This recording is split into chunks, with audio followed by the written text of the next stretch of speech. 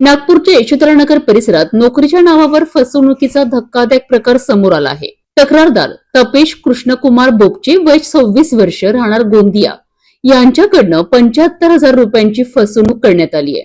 आरोपी आशिष कुंदन सिरसाट याने स्वतःला नागपूर महानगरपालिकेच्या हिंदुजा कंपनीत डेटा एंट्रीचा ठेका मिळाल्याचे सांगितलेत।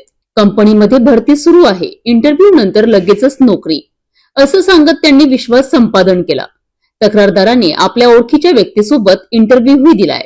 यानंतर आरोपींनी नोकरी लावण्याच्या नावाखाली पैशांची मागणी केली। तक्रारदाराने 19,000 रुपये ऑनलाईन ट्रान्सफर केले आणि एकूण 75,000 रुपये आरोपीला दिले। यानंतर काही दिवस बनावट ट्रेनिंगचा दिखावा करण्यात आला आणि शेवटी हिंदुजा कंपनीच्या नावाने फेक जॉईनिंग लेटर देण्यात आलं। संशय आल्यावर तक्रारदाराने पोलिसात धाव घेतली। पोलिसांनी भारतीय न्याय संहितेअंतर्गत गुन्हा दाखल करून आरोपीचा शोध सुरू केला आहे। पोलिसांची नागरिकांना सूचना, नोकरीच्या नावावर पैसे देण्याआधी पूर्ण खात्री करा। नोकरी मिळवण्याच्या घाईत अनेक जण अशा जाळ्यात अडकतात, परंतु लक्षात ठेवा, खरी कंपनी कधीच पैसे मागत नाही। नागपुरातील हा प्रकार प्रत्येक तरुणाकरिता एक मोठा इशारा आहे।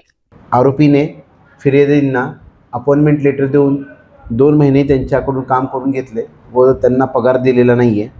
तसेच त्यांनी पगाराची रक्कम व न दिल्यामुळे त्यांना संशय आल्यामुळे आरोपीकडे तगादा लावला असता त्यांची रक्कम परत देतो किंवा मनपा नागपूरमध्ये क्लर्क या पदावर नोकरी लावतो असे आमिष दिले व त्यांची फसवणूक केली म्हणून आरोपींविरुद्ध फिर्यादी तपेश बोपचे यांनी जो तक्रारी अर्ज दिला होता, सदर अर्जाच्या चौकशीवरून नमूदचा गुन्हा दाखल करण्यात आलेला आहे।